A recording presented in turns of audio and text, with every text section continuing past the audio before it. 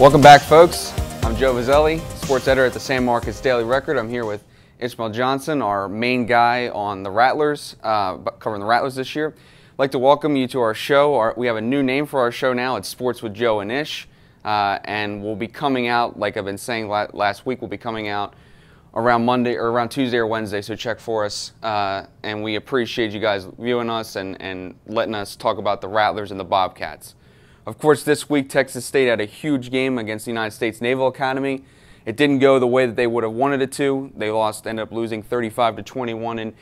And it was a game that I think, in many ways, when Keenan Reynolds goes down, you had to expect that Texas State was going to have a chance, but it just didn't play out that way in the game. Yeah, we were on the sidelines actually when the news broke, and we were wondering, we're like, oh, there he is in his uniform, but we had to take kind of a second look at him because he didn't have shoulder pads, he had his warm-ups on, and so it was a little jarring to see. It was like, oh, he might not play.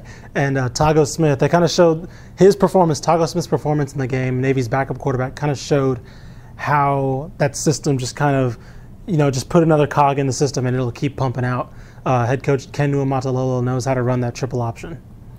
Yeah, and I mean, he executed it perfectly. I mean, Tago Smith, you're talking about a guy that this is his first start. Now, you don't know how much during the week he had anticipated whether or not he was going to be the starter. As the week had gone along, it seemed like Keenan was going to start, but the coach was very cautious. We'll see what happens. We're going to take it, day by day, let the trainers kind of play out, and then Tago Smith goes out there and really executes, a perfect game plan. He only throws the ball 7 times in the game, but goes 5 of 7, 2 touchdowns, throws for 117 yards, and he runs for another 96 on 27 carries. So, had a great game for them.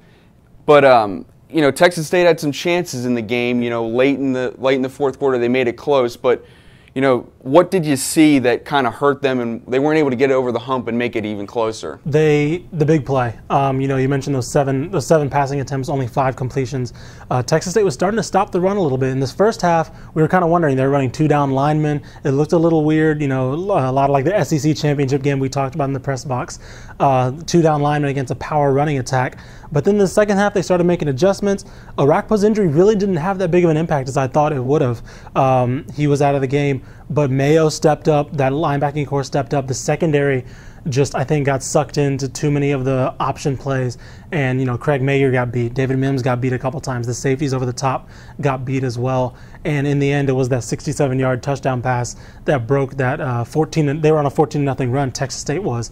And that 67-yard touchdown pass from Tago Smith just kind of took the wind out. What wind was left in the fans just kind of took it out of the team and the fans.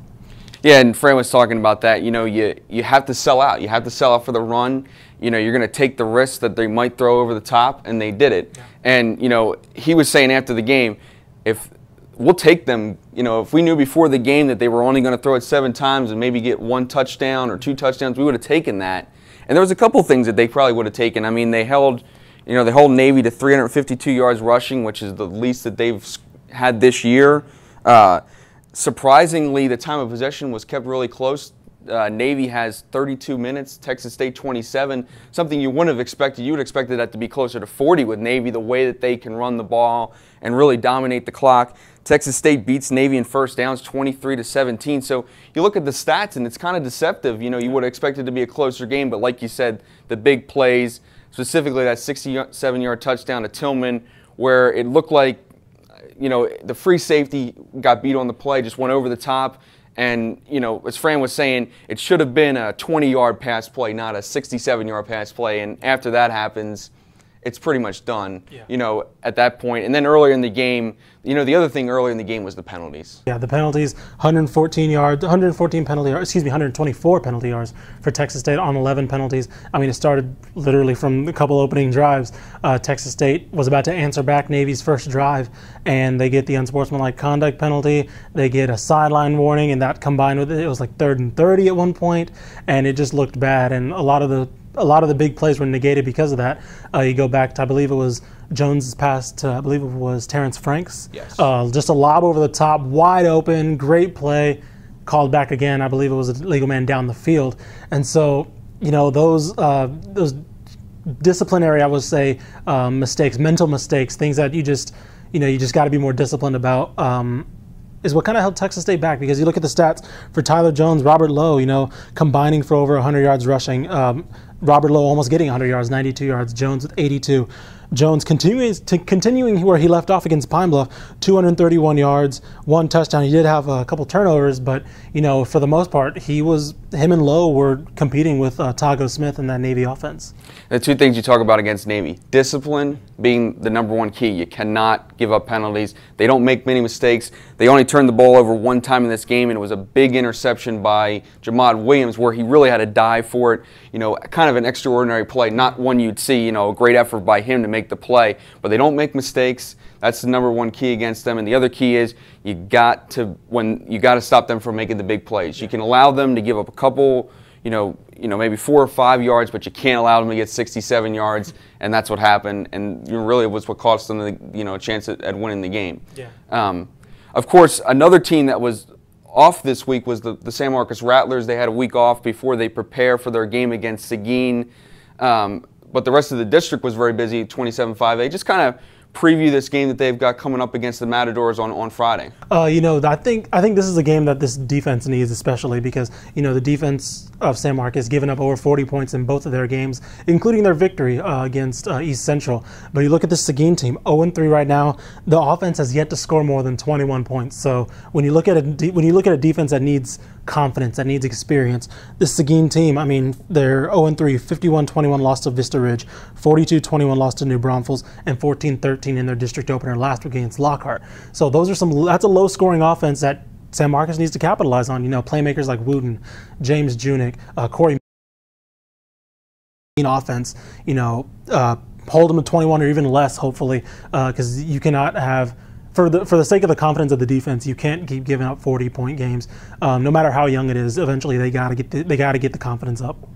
Of course, and it'll be a little bit of a different atmosphere than we originally anticipating. They had expected that the stadium, the new SMCISD stadium, will be completed in time for this game.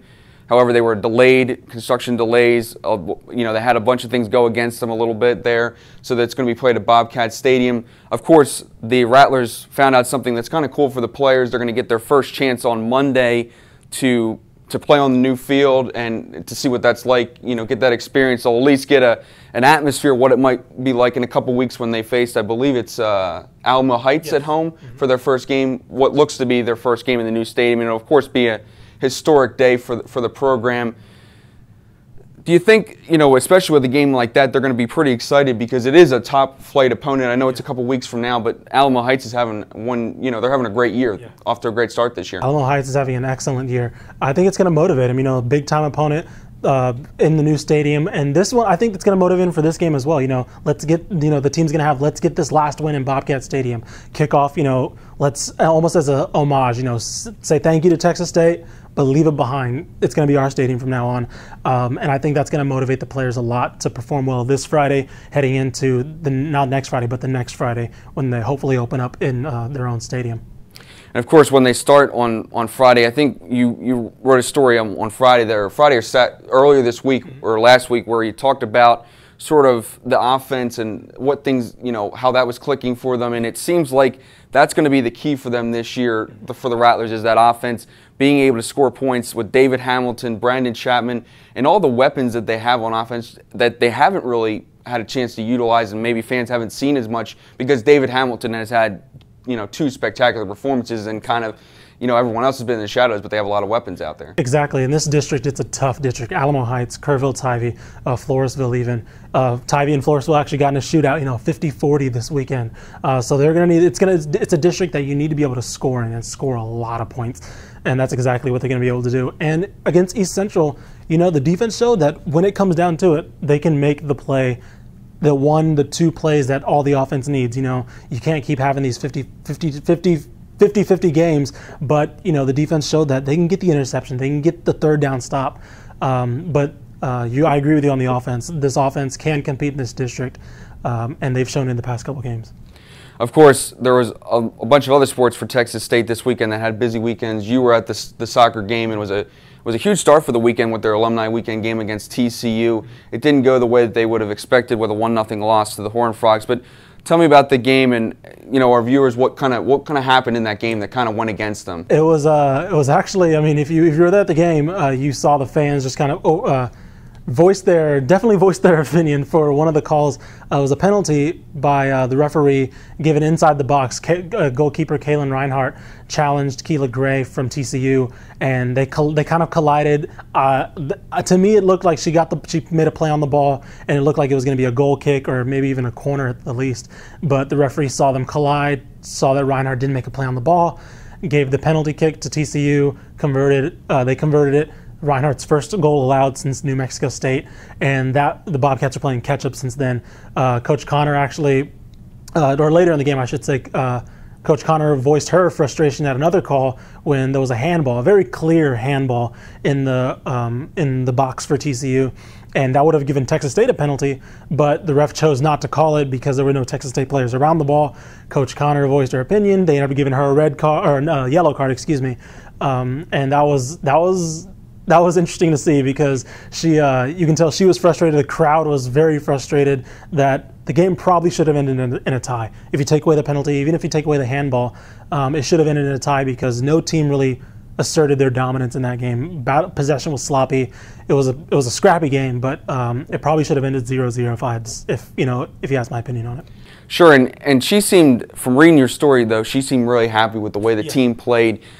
She's been talking about, Coach Connor's been talking about for the last couple of weeks, the execution, and she's seen some plays, them string together some of the execution that she's looking for, but she's seeing it more and more as the year is going along, and they seem to be getting closer to what she wants to see from them, these last 2 or 3 games, to where they're off to a good start. And I mean, obviously TCU is a tough opponent. I mean, and that's a good thing in their non-conference to be challenged like that. Yeah. It's gonna pay dividends when conference play comes around. Even this weekend, they have Texas coming to the Bobcat Soccer Complex. Huge game for the program, not just this season. But yeah, she says that team is running her formation, running her strategy to a T. They have 3 forwards up front. All of them are excellent players and can score in the box. They have good 3 to 4 great midfielders that can give the ball out. Scrappy players who know how to get dirty, and when they need the ball, they can go get it, make a couple tackles, and get the ball from the other players. And I think this team represents to me Coach Connor. She's a fiery coach. She's energized. That's exactly what this team represents. And I think that they can make a run in the Sun Belt Conference and the Sun Belt tournament. I think it's a little based off of non-conference play, but I wouldn't be surprised if they can get at the very least a semifinal berth in the conference tournament. Sure, and we're going to now look into next week and what we're anticipating. We already talked about the Rattlers playing Seguin. Of course, Texas State is going to go on the road for the first time this year. They're going to be going up to face a Big Ten opponent in Illinois in a game that is scheduled for 3 p.m. kick. It'll be on ESPN News, similar to last week against Navy. And, the thing about Illinois is I think it's an unknown. Everyone they know what we anticipated with Navy, kind of Pine Bluff, we knew what they were going to do. Tulsa seems to be on a program on the rise the last couple of years, but Illinois has sort of been in an interesting place with Tim Beckman taking over as the coach. He's in his 3rd year, and they've got some pieces. West London, Oklahoma State transfer, that's been really good for them, but the thing is they just haven't really put things together as well as they'd like to, and there's a lot of pressure. I mean, that's a Big Ten program, and there's pressure on their coach to succeed, and against Washington, they really didn't have a very good game. Like you said, it's an unknown because on one hand, you have a Big Ten school. Let's plain and simple, it's a Big Ten school. But on the other hand, they haven't lived up to the billing of being a Big Ten school. And so Texas State, you think Texas State has a puncher's chance in this game, no matter if it's on the road, because, Illinois hasn't had the best attendance. So, who knows is home field advantage going to play a factor? I think Texas State's also still kind of an unknown as well. Pine Bluff, compete against Navy, but that first half, was that a little... was that something? Are they going to need to make adjustments every game to be able to compete? But I think, after the Navy game, I think we'll have a solid opinion on not only, after the Illinois game, I said Navy.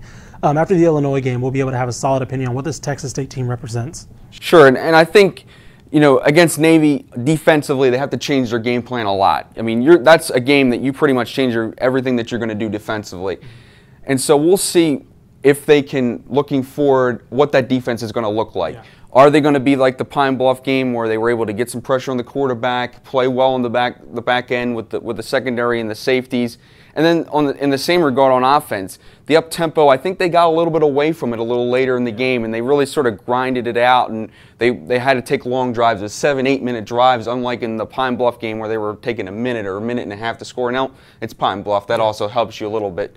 But it's going to be interesting looking forward, and I think that's going to be the key to the game is how does the offense and defense respond? Are they going to be like the Pine Bluff game, or is it going to be more like Navy? And I think that's going to be really a storyline the rest of the season. Well, folks, we're going to wrap it up. Thanks for tuning in and listening in. We really appreciate it. So for Joe and Ish, we're signing off.